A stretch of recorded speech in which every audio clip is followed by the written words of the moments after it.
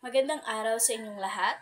Kami ang ikatlong pangkat at ngayong araw ay ating tatalakayin ang nobela sa makabagong panahon, tema at kalakaran. Bago tayo tumungo sa ating talakayan, alamin muna natin ang mga layunin. Una, maipaliwanag ang pagkakaiba ng nobela at tipiko batay sa paksa, panahon at pananaw. Pangalawa ay maipakita ang pagpapahalaga sa nobela bilang isang buhay na anyo ng panitikan na patuloy na nagbabago. Pangatlo ay maunawaan ang mahalagang papel ng nobela sa pagmulat ng kamalayan at pagkakakilanlan ng lipunan. Ayon kay Bakhtin 1981, ang nobela raw ay patuloy na umuunlad at hindi pa ganap na kompleto bilang isang genre. Kaya ang nobela ay patuloy na nagbabago at umuunlad dahil kaya nitong sumabay sa pagbabago ng panahon at lipunan.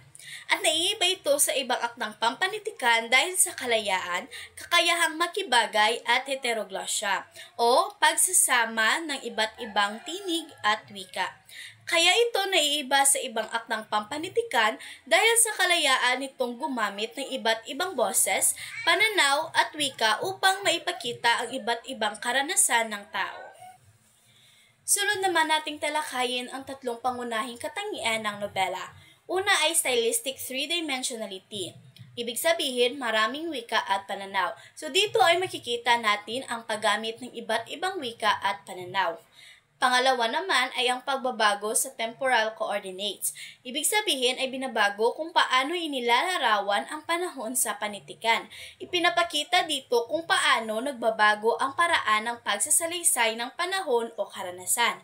At panghuli, ang pangatlo ay malapit na ugnayan sa kasalukuyang realidad, tumatalakay sa mga isyong panlipunan.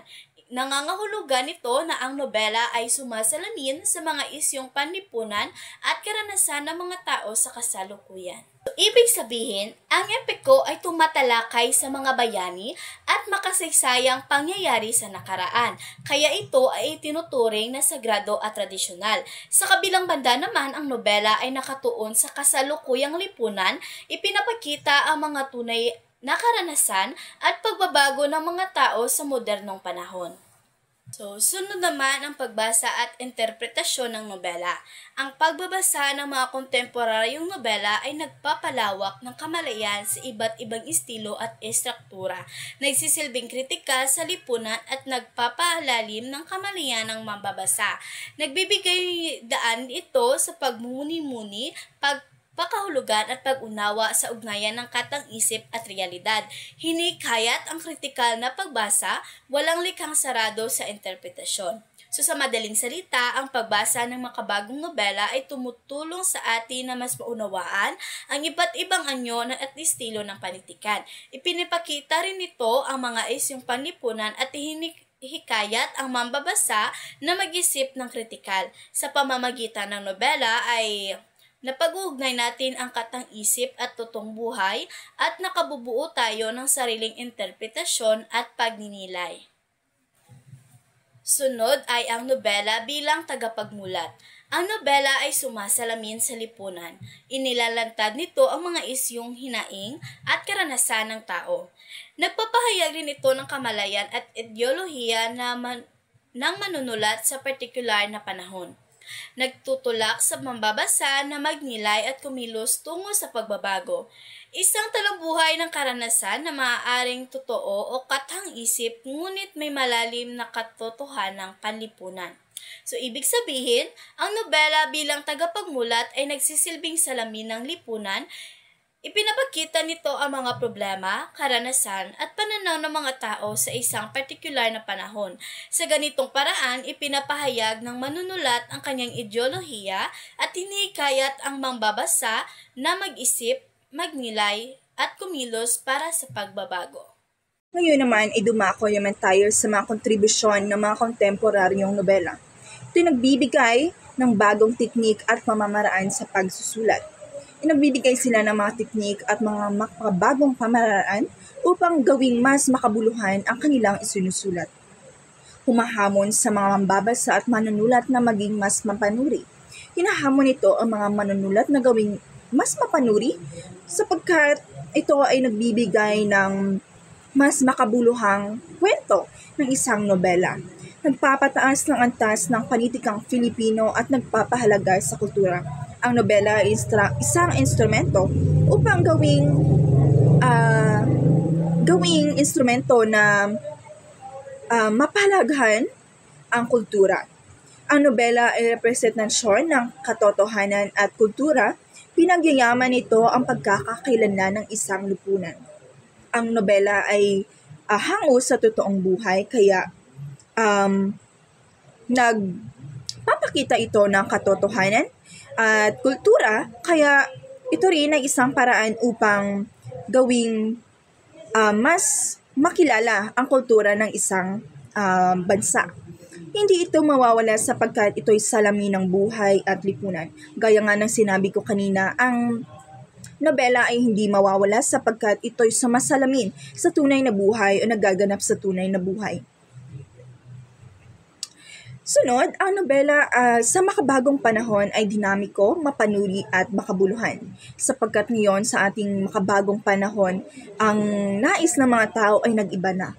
Kaya ang ating nobela ay ginagawang dinamiko, gawing mas mapanuri at makabuluhan. Ito ay daluyan ng ideya, damdamin, katotohanan ng tao at lipunan.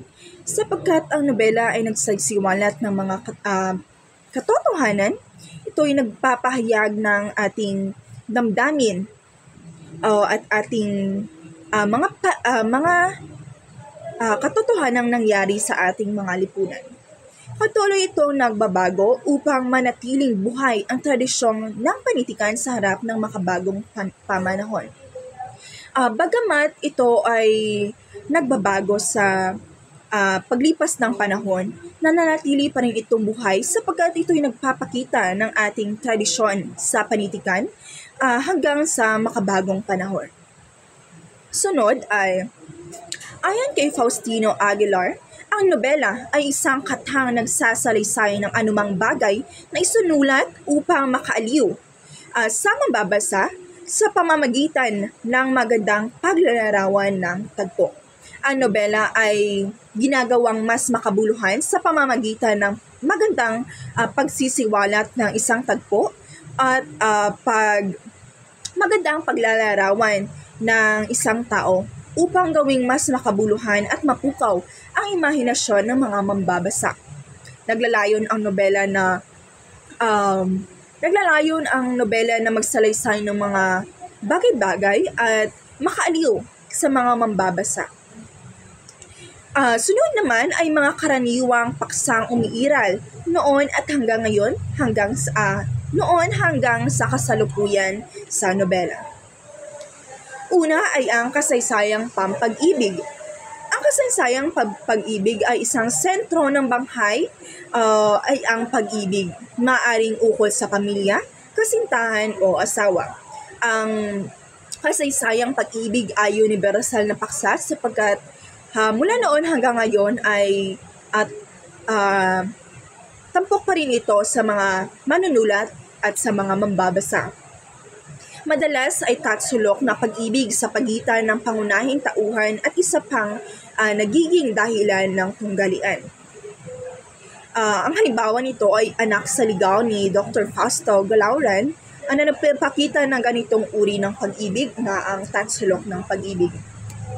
Halimbawa nito ay isang nobela na ang title nito ay Anak sa Ligaw. Ang buo nito ay si Mario at Flora ay nagmamahalan. Ngunit si Flora ay isang mahirap na tao lamang sa isang lipunan.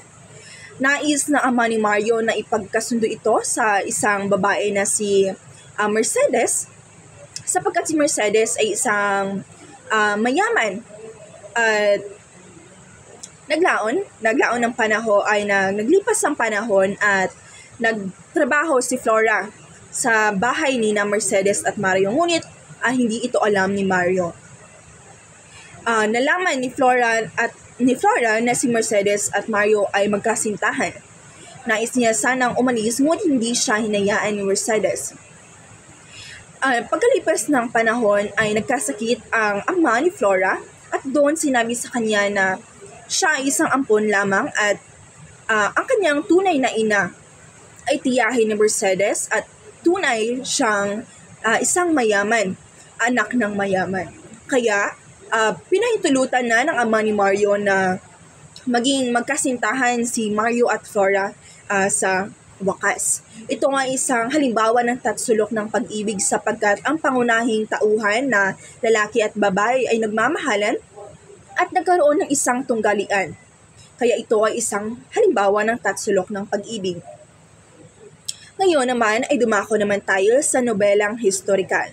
Ito ay tumatalakay sa makasaysayang karanasan ng mga Pilipino lalo noong panahon ng Espanyol at digmaan noong 1898.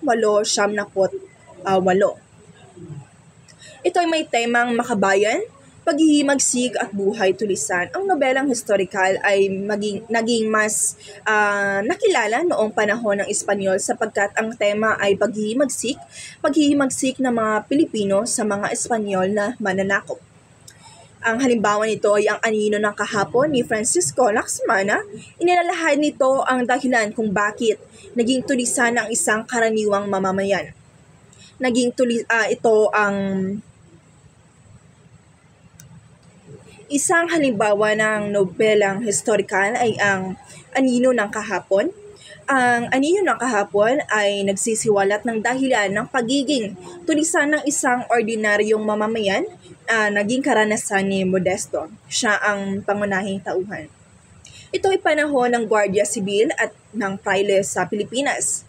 Siya ay lumaban sa mga Espanyol at nakulong, ngunit tumakas siya noong namatay ang kanyang ima. Napatay niya rin ang tenyenteng nagsamantala sa kanyang katipan na si Eliza. Batid ni Modesto na mainit ang mata ng mga Espanyol sa kanya, kaya tumakas siya uli at bumalik siya noong panahon ng Amerikano. Ngayon naman ay dumako naman tayo sa nobelang politikal. Ang nobelang politikal ay tumatalakay sa isyu ng lipunan at politikal noong panahon ng Amerikano. Tinuligsa ang hindi pagkakapantay-pantay at pagiging maka-Amerikano ng sistemang politikal. Dito, mas pinapakita ang hindi pagkapantay-pantay ng mga tao sa lipunan dahil sa pamumuno ng mga Amerikano. Mga halimbawa nito ay ang pinaglahuan ni Faustino Aguilar, pinag-ugnay ang romantikong pag-ibig at politika at pinapakita ang pagkikipagsabuatan ng Pilipino sa Amerikanong kapitalista. Ang Anak ng Kriminal ni Faustino Aguilar, pinapakita kung paanong nakaapekto ang pag-ibig ni Floring at Fernando na naging tulisan ang ama ng dalaga. Sunod naman ay ang nobelang moral. Ang nobelang moral ay binibigyang diin ang moralidad ng kababaihan na nahati sa dalawang uri. Una ay ang babaeng may madilim na karanasan ngunit may ginintuang puso. Ang ikalawa naman ay ang katapatan at pagtataksil ng isang asawa. Sa ikalawa ay may halimbawa nito na ang lalaki ay nagtataksil sa kanyang asawa. Ngunit sa kalaunan ay nalaman niya na ang kanyang asawa ay nagtataksil rin pala sa kanya. Ito ay isang halimbawa ng nobelang moral sapagkat ito ay nagpapakita ng moralidad na istorya na nobela sa isang nagpapakita ng moralidad sa isang istorya. Mga halimbawa nito ay ang Tunay na Pag-ibig ni Inigo Ed Regalado, Busabos ng Palad ni Faustino Aguilar at ang Mananayaw ni Rosauro Almario at ang Sampagitang Walang Bango ni Inigo Ed Regalado. Ang aking sinabing halimbawa kanina na nagtaksil ang asawang lalaki sa kanyang asawang babae ay isinulat ni Inigo Ed Regalado, ang Sampagitang Walang Bango. Maraming salamat sa inyong pakikinig sa aming pag-uulat. Naway inyong naunawaan ang aming pag-uulat ngayon.